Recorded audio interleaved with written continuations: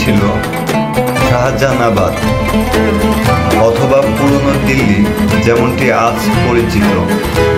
শহরের জামে মসজিদ নির্মাণ করেছিলেন। মসজিদটির নির্মাণ কাজ 1644 সালে শুরু হয় এবং 1656 সালে এটি সম্পূর্ণ হওয়ার আগে দীর্ঘ 12 বছর চলেছিল। সম্রাটের প্রধানমন্ত্রী সাদুল্লাহ খানের তত্ত্বাবধানে 5000-এরও বেশি শ্রমিক নির্মাণ কাজে নিয়োজিত ছিলেন। এই বিশাল স্মৃতিস্তম্ভটি নির্মাণে কোনো খরচই ছাড়েননি। এটি 10 লক্ষ টাকা ব্যয়ে নির্মিত হয়েছিল। প্রাথমিকভাবে মসজিদটির নাম ছিল মসজিদ-ই-জাহান নুমা, যার অর্থ মসজিদ যা বিশ্বকে প্রতিফলিত করে। পরে এটি জামে মসজিদ বা জুমার মসজিদ নামে পরিচিত লাভ করে। মসজিদের উদ্বোধন 23 জুলাই 1656 সালের আব্দুল গফুর শাহ বুখারী নামে একজন ইমাম দ্বারা হয়েছিল, যিনি শাহজাহানের আমন্ত্রণে বুখারা অর্থাৎ বর্তমানে উজবেকিস্তান থেকে এসেছিলেন। তিনি শাহজাহান কর্তৃক মসজিদের প্রথম শাহী ইমাম নিযুক্ত হন। এর নির্মাণের পর থেকে মসজিদটি শাহজাহানের নির্মিত আরেকটি আইকনিক স্মৃতিস্তম্ভের ঠিক পাশের শহরের মধ্যে উঁচু হয়ে দাঁড়িয়ে আছে। নাম লালবাগ কেল্লা। লাল কেল্লা মুঘল যুগের শেষ অবধি এটি ছিল সম্রাটের রাজকীয় মসজিদ। 1857 সালের বিদ্রোহের পর বিজয়ী ব্রিটিশ শাসকরা মসজিদটি ধ্বংস করার উদ্দেশ্যে দখল করে নেয়। যাই হোক, জনসাধারণের তীব্র বিরোধিতা তাদের এই সিদ্ধান্ত পুনর্বিবেচনা করতে বাধ্য করে এবং কাঠামোটি যে কোনো ক্ষতি থেকে রক্ষা পায়।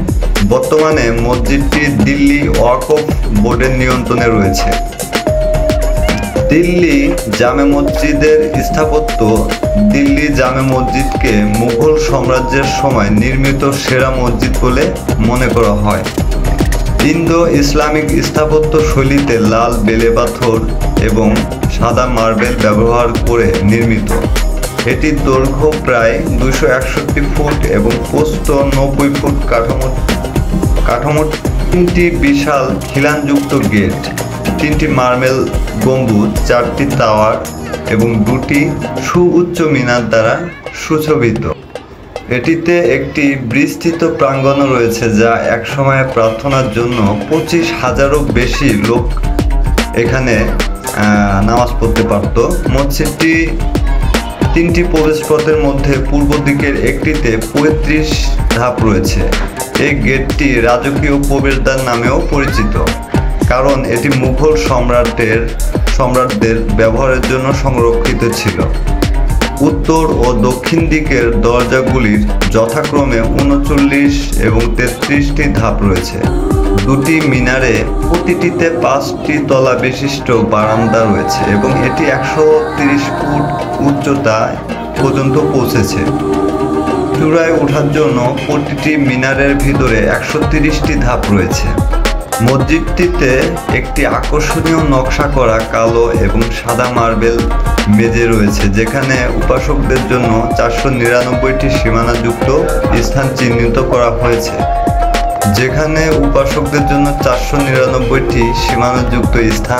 করা হয়েছে।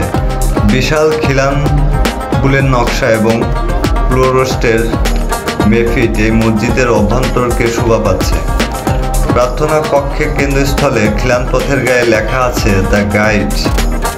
মসজিদের উল্লেখযোগ্য ধ্বংসাবশেষের মধ্যে রয়েছে হরিণের চামড়া, লেখা কুরআনের একটি অনুলিপি, নবী মুহাম্মদ সাল্লাল্লাহু আলাইহি ওয়াসাল্লামের দাড়ি মোবারক, থেকে লাল চুল এবং তার একজোড়া পাদুকা এবং একটি মার্বেল ব্লকে তার পায়ের ছাপ।